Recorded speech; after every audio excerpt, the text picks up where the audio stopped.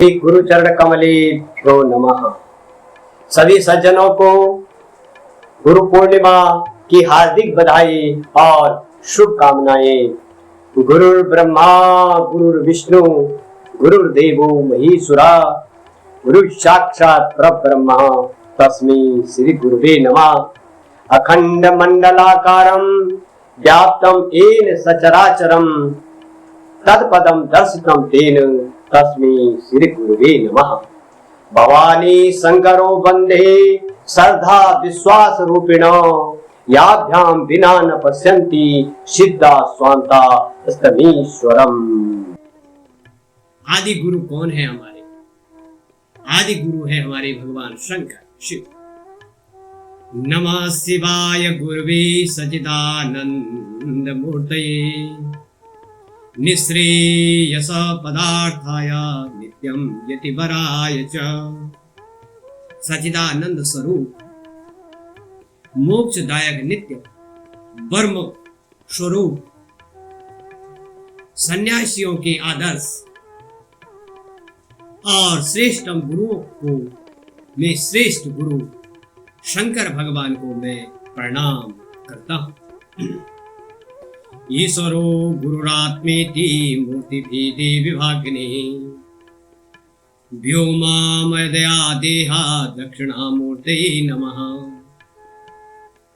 ईश्वर गुरु और आत्मा ये तीनों अलग प्रतीत होते हैं, परंतु जो आकाश के समान सर्वत्र व्याप्त ऐसी दक्षिण मूर्ति शिव को मैं बारंबार प्रणाम करता हूँ। सर्व विद्याधिपो शिव सर्व शास्त्र प्रवर्तकः गुरुणाम गुरुकर्ता च नमो तस्मै महेश्वराय।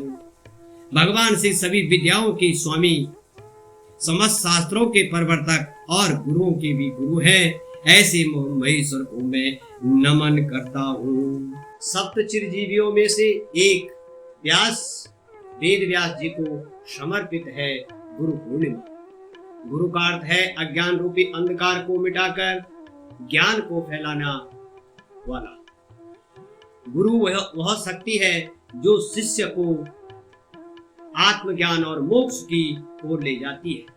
रामचरितमानस में भी तुलसीदास जी ने गुरु को शिव स्वरूप मानते हुए पहले उनका वंदन किया। शिव जी ने भी माता पार्वती से कहा था कि ब्रह्म का साक्षात्कार केवल सदगुरु के माध्यम से हो सकता है।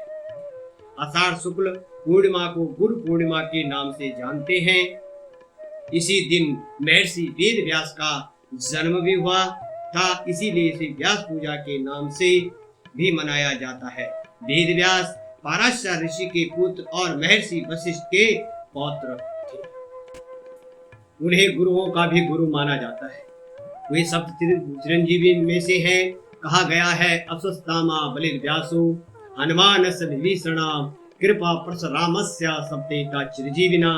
महर्षि वेद व्यास को भारतीय ज्ञान गंगा का भगीरथ कहा गया है। उन्होंने वेदों का संकलन, संपादन और विभाजन किया, इसलिए उन्हें वेद व्यास कहा गया है। वेद, महाभारत के 18 पुराण और ब्रह्म सूत्र जैसे महान ग्रंथों की रचना भी वेद व्यास ही है। उनका संदेश था दूसरों की भलाई करना पुण्य है और दूसरों को कष्ट देना केवल पाप है। भारतीय परंपरा के अनुसार व्यास जी सिर्फ व्यक्ति नहीं बल्कि एक परंपरा के संभावक है। हर द्वापर में आता है व्यास। भारतीय मान्यताओं के अनुसार वे प्रत्येक द्वापर में जन्म लेकर वेदों का संकलन और संपादन और विभाजन करते हैं।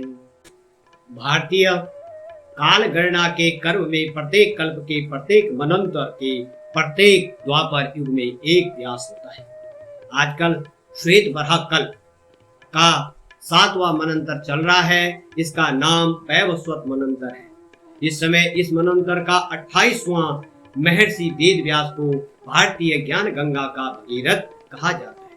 उन्होंने वेदों का संकलन, संपादन और विभाजन किया, इसलिए उन्हें वेद व्यास कहा जाता है।